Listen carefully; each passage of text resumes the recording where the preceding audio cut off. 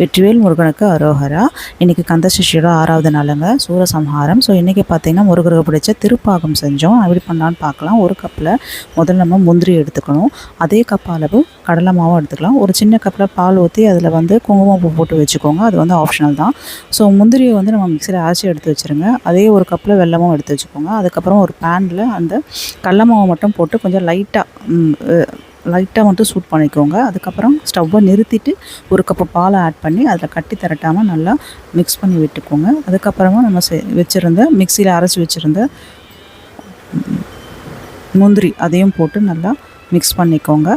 அதுக்கப்புறம் வெல்லம் ஆட் பண்ணிக்கோங்க. அதுக்கப்புறம் லாஸ்ட்டாக அந்த பால் குங்குமப்பூ இருந்தால் ஆப்ஷனல், அது வேணும்னா யூஸ் பண்ணிங்க, இல்லைனா வேண்டாம்.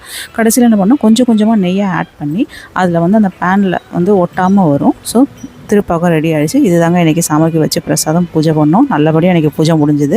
தேங்க்ஸ் ஃபார் வாட்சிங்.